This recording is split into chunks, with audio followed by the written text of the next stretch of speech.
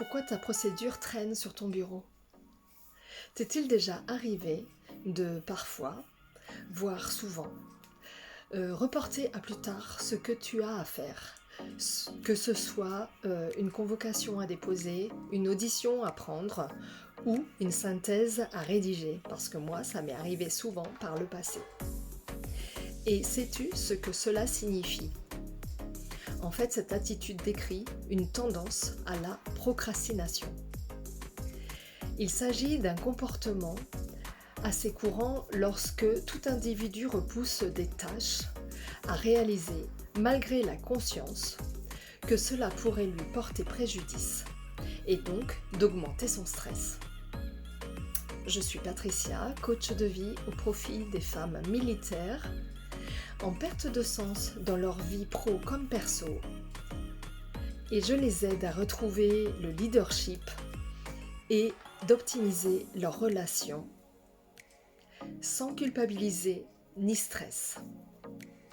Alors pourquoi s'intéresser à la procrastination? Je te partage mes connaissances sur le sujet pour t'aider à comprendre et à gérer ce mécanisme inconscient que l'on met en place. D'abord, de quoi parle-t-on? Pourquoi la procrastination survient-elle et à quoi cet état d'être est dû? Alors déjà, c'est entreprendre une tâche difficile, voire désagréable.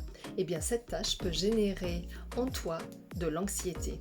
Et le fait de procrastiner peut temporairement diminuer cette anxiété. Après, ça peut être aussi lié à la peur de ne pas faire les choses parfaitement, selon tes critères à toi. Et ça peut amener à retarder leur commencement. La recherche de la perfection, est-ce que tu connais? Parce que moi, je connais très bien, parce que c'est en ça que je ne publie pas de vidéos. Et c'est en ça que je me bataille contre moi-même et du coup, je mets en place des actions et aujourd'hui, je suis super contente de passer à l'action. Alors, ça peut être aussi si cette tâche te semble peu intéressante ou si la récompense liée à cette action, en fait, te paraît insuffisante. Et du coup, il peut être difficile de te motiver par rapport à cette carence. Ça peut être aussi, alors je reprends mes notes, ne pas savoir par où commencer et comment planifier ton travail peut conduire à la procrastination. Et du coup, ça peut être aussi être dans un état de fatigue tel que tu ne peux pas passer à l'action, tu te trouves des excuses et aussi d'avoir trop de choses à faire, à accomplir. Et du coup, tu reportes et tu remets à plus tard. Alors, il y a 3 niveaux dans la procrastination. L'état léger de procrastination consiste à être occasionnel dans ta vie avec peu de conséquences en fait.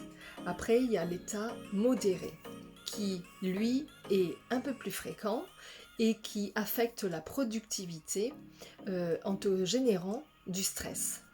Et il y a l'état sévère de procrastination qui, lui, se révèle de manière chronique au quotidien, c'est-à-dire que ça se répète sans cesse et ça affecte de manière significative ta vie perso comme ta vie professionnelle. Alors, quelles sont les conséquences de cette procrastination? Alors, ça va te générer du stress et accroître ton anxiété.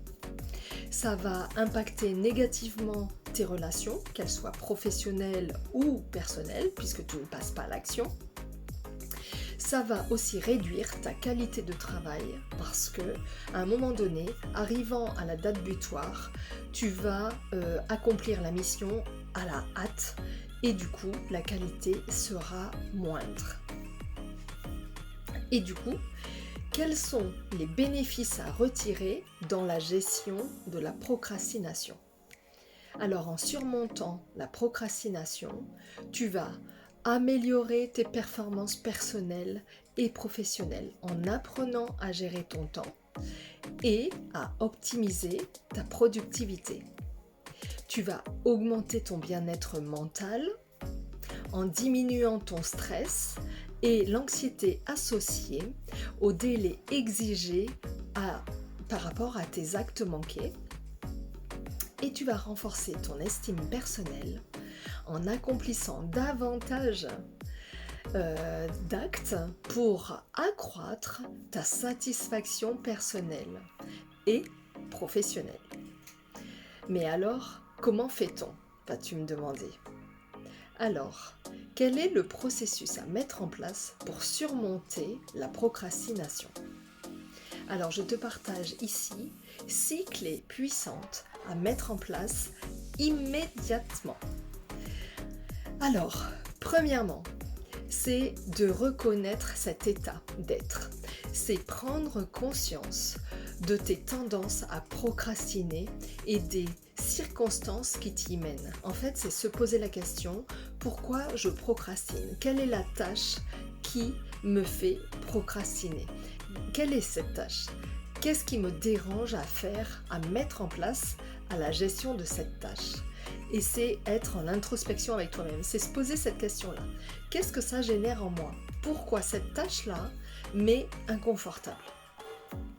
Deuxièmement, c'est évoluer dans un environnement propice, c'est-à-dire quand tu travailles, c'est avoir un bureau clean, dégagé, libre en fait, qui ne te pollue pas visuellement. C'est minimiser tes distractions également au niveau de ton téléphone. C'est couper les notifications, enlever le son par exemple, pour être focus sur ce que tu as à faire.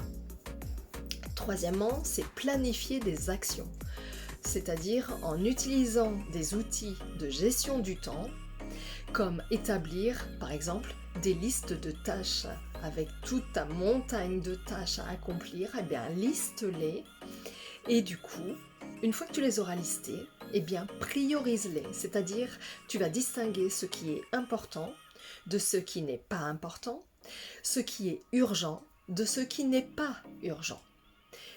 Et ensuite, tu vas planifier dans un calendrier, aujourd'hui je fais telle tâche, demain je fais telle autre tâche, et ainsi de suite. Et octroie-toi des moments de pause par rapport à ça.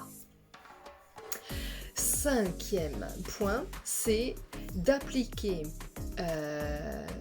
Ah non, j'ai oublié un point. Quatrième point, en fait, c'est de modifier tes attitudes, c'est-à-dire de travailler sur ton anxiété liée à cette tâche et sur ton syndrome de perfectionnisme. En fait, comment tu peux faire, comment tu peux accepter de ne pas être parfait dans l'accomplissement de ta tâche? Comment tu peux gérer ce stress, cette anxiété? Qu'est-ce que tu pourrais te dire de manière positive pour contrer ce discours intérieur sur ton anxiété? Donc ça, c'était le point 4. Maintenant, le point 5. En fait, c'est appliquer la règle des petits pas. Bah oui. Parce que si tu es comme moi, quand j'ai plein de tâches, eh ben je vois une montagne devant moi et je me dis, mon Dieu Pat, j'ai ce point-là, ce point haut de la montagne à atteindre. Sauf que, plus tu te dis, faut que j'aille vite pour atteindre ce niveau-là, eh bien, tu n'y arriveras pas. Parce que tu te mets la pression, d'où l'anxiété, le stress, et tu culpabilises, et c'est la spirale infernale. Et du coup, c'est de créer des petits pas. Donc par rapport à cette montagne, donc cette tâche à atteindre, ce résultat à atteindre, eh bien, c'est de le diviser en plusieurs sous-tâches pour faire ces petits pas qui vont te permettre d'atteindre cet objectif. Et du coup, ça consiste à diviser, comme je viens de te le dire, en sous-tâches. Donc tu prends une tâche, tu te poses avec ta feuille et tu vois qu'est-ce qui doit t'amener à la réalisation de cette tâche. Qu'est-ce que tu dois accomplir?